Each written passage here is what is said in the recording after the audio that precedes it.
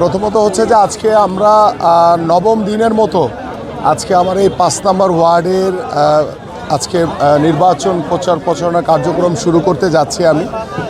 এবং আপনারা সকলেই অবগত রয়েছেন যে দীর্ঘদিন ধরে আমি এই এলাকায় ছোটোবেলা থেকে বড় হয়েছি। দীর্ঘদিন ধরে আমি এই এলাকার প্রত্যেকটি সাধারণ মানুষের সাথে তাদের সাথে মতবিনিময় সভা করেছি। সভা করে আমার এই এলাকার সমস্যাগুলো ইতিমধ্যে আমরা চিহ্নিত করেছি। আল্লাহর রহমতে সেই সমস্যাগুলো চিহ্নিত করে আমি আমার এই এলাকায় এই পরিকল্পনাগুলো করেছি।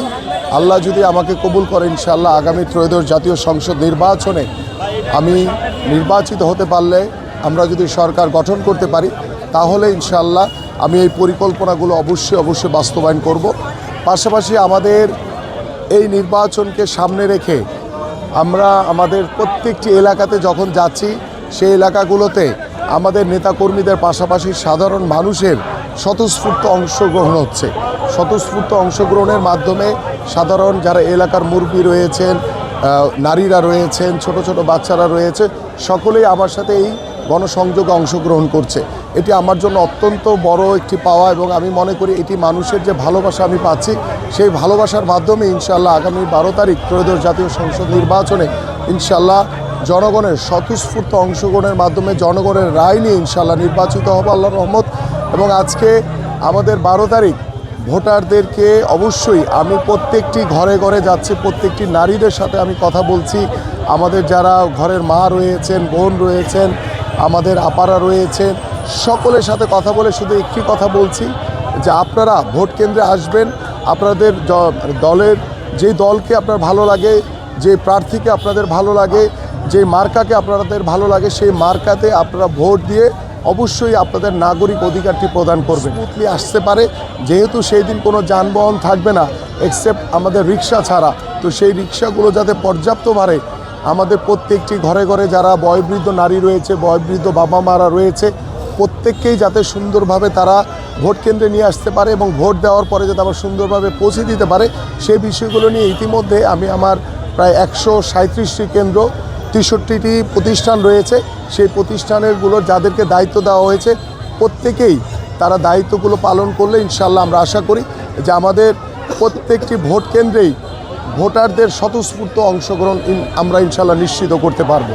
যেটি বিষয় হচ্ছে যে আপনারা সকলেই অবগত রয়েছেন 1991 সালে আমাদের সাবেক প্রধানমন্ত্রী, আমাদের বাংলাদেশের তিনবারের সাবেক সফল প্রধানমন্ত্রী, গণতন্ত্রের মাতা দেশনেত্রী বেগম খালেদা জিয়া যখন রাষ্ট্র পরিচালনার দায়িত্বভার গ্রহণ করেন, তিনি এসেই সবার আগে আমাদের এই উর্দুভাষীদের বাংলাদেশের নাগরিকত্ব প্রদান করেছিলেন। এবং সেই থেকে আমরা দৃঢ়ভাবে বিশ্বাস করি আমাদের এই উর্দুভাষী সকল ভোটাররা তাদের বিএনপির প্রতি, ধানের শীষের প্রতি তাদের একটি আলাদা ভালো লাগা, একটি সম্মান রয়েছে।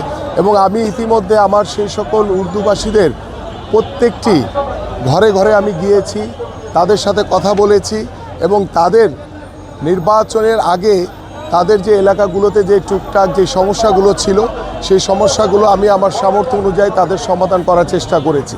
এবং আমি দৃঢ়ভাবে বিশ্বাস করি যে আমাদের মাননীয় চেয়ারম্যান জনাব তারেক রহমান, আল্লাহ যদি আমরা নির্বাচিত হই, আমরা যদি সরকার গঠন করতে পারি, সবার আগে এই উর্দুভাষীদেরকে আমরা স্থায়ী পুনর্বাসন নিশ্চিত করব ইনশাআল্লাহ।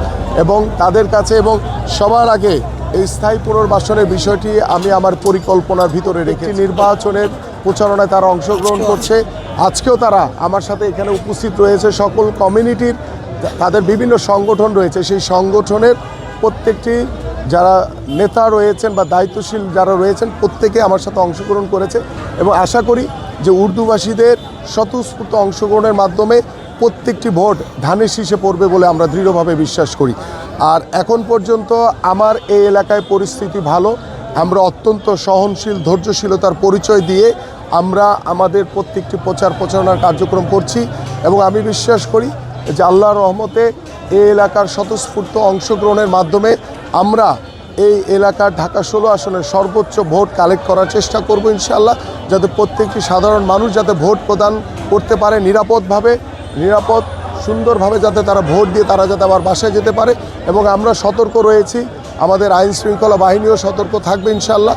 যে আমরা সকলেই যাতে একটি সুষ্ঠু ভোটের মাধ্যমে আমরা আমাদের আগামী 12 তারিখ আমাদের যে ত্রয়োদশ জাতীয় সংসদ নির্বাচন সেটি যাতে আমরা অনুষ্ঠিত করতে পারি। ধারে ধারে যাচ্ছি, জনগণের সাথে কথা বলছি, জনগণকে ভোট কেন্দ্রে আনার জন্য এবং জনগণকে ধানের শীষে ভোট দেওয়ার জন্য আমরা আন্তরিকতার সহিত প্রত্যেকটি জায়গায় কাজ করছি।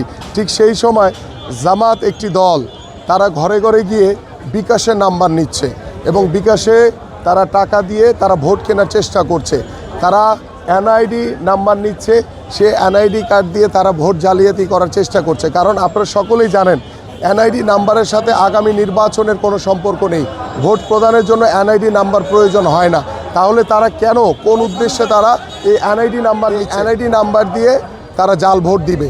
এবং আমি ইতিমধ্যে আমাদের দলীয় যে কেন্দ্রীয় জায়গায় আমাদের যে নির্বাচন পরিচালনার যে যারা মুখ্য দায়িত্ব পালন করছেন তাদেরকে বিষয়টা অবগত করেছি।